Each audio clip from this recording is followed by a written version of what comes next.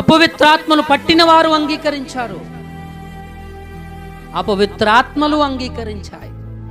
ప్రధాన యాజకుని ఎదుట యేసు అంగీకరించాడు, నేను దేవుని కుమారుడనని ఒప్పుకున్నాడు. ఆయనను సిలువ వేయించినటువంటి శతాధిపతి అంగీకరించాడు యేసుక్రీస్తు దేవుని కుమారుడని.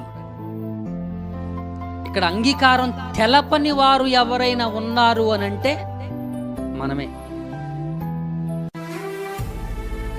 ఈరోజు నీ వ్యక్తిగత అంగీకారం కావాలి, యువర్ పర్సనల్ యాక్సెప్టెన్సీ కావాలి. వ్యక్తిగతంగా నువ్వు దేవుని కుమారుడైనటువంటి యేసుక్రీస్తుని దేవుని కుమారుడిగా అంగీకరించావా లేదా అన్నది ప్రశ్న. ఒకవేళ అంగీకరించకపోతే you are not counting as a sons and daughters of God, the children of God. నువ్వు దేవుని కుమారుడుగా గుర్తించబడడం లేదు ఇంకా దేవుని దృష్టిలో, ఇంకా దేవుని దృష్టిలో. కనుక ప్రభునందు ప్రియమిత్రులారా, ఎందుకంటే అంగీకరించిన వాడు దేవునికి కుమారులగుటకు పిల్లలగుటకు అధికారము దేవుడు వారికి ఇచ్చాడు. నీ అంగీకారం కావాలి. That question your heart. ఈరోజు నువ్వు అంగీకరిస్తున్నావా అనేది ప్రశ్న వేసుకోవాలి. నేను కొన్ని విషయాలు, మరొక విషయాన్ని మీకు జ్ఞాపకం చేస్తాను. చదవండి మిత్రులరా, చదవండి మత్తయి సువార్త 14:33. మత్తయి సువార్త 14వ అధ్యాయం 33వ వచనం ఏం చెప్పింది చదవండి.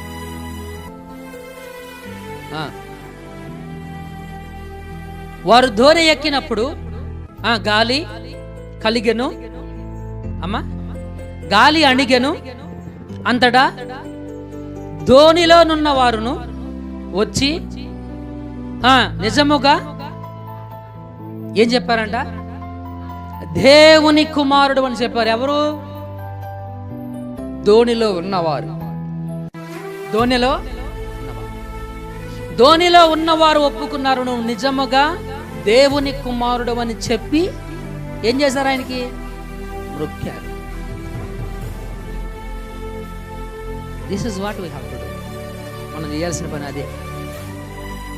దేవుని కుమారుడని ఒప్పుకోవడం మాత్రమే కాదు, ఆయనను ఆరాధించాలి. 2వ కీర్తనలో ఏం చెప్పాడో చదవండి. కీర్తన 2.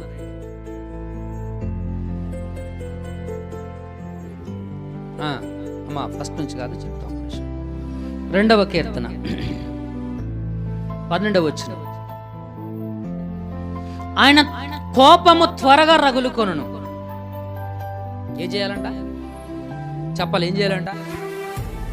కుమారుని ఏం చేయాలంట? ముద్దు పెట్టుకోవాలి. అంటే ఏంటో హత్తుకోవాలి.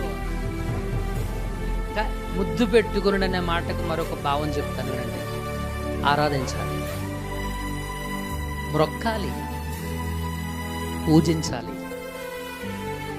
ఏం చేయాలండి? పూజించాలి. మనం మనుషులను పూజిస్తాం, మనుషుల కాళ్ళు పట్టుకుంటాం, చేతులు పట్టుకుని ప్రాధేయపడతాం మనుషుల్ని. బాబు నీకు దండం పెడతారా నాయన, కనీసం నాయన చేయరా అన్నా. మిగిలిన ఏం వద్దులే కానీ నాయనకి ఇచ్చేయంటాం, ప్రాధేయపడతాం.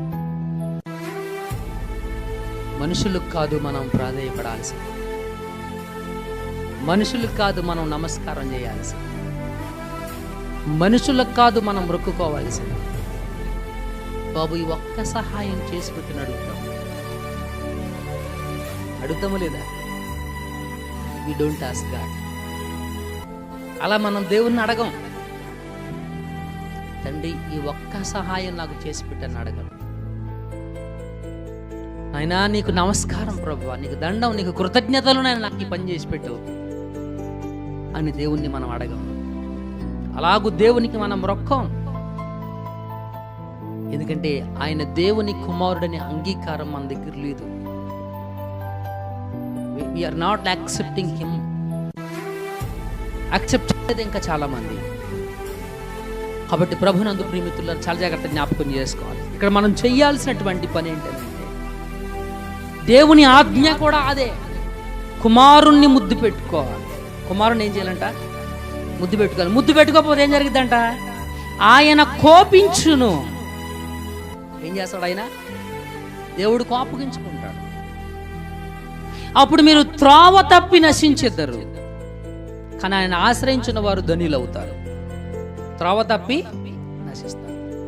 శరీరధారి అయి వచ్చినటువంటి క్రీస్తును ఎందరైతే అంగీకరిస్తారో, అంగీకరించినటువంటి వారు దేవునికి కుమారులయ్యే అధికారాన్ని కలిగి ఉన్నారు. అధికారాన్ని అంగీకరించడం మాత్రమే కాదు, ఆయనకు మ్రొక్కాలి, ఆయనను పూజించాలి, ఆయనను ఆరాధన చేయాలి.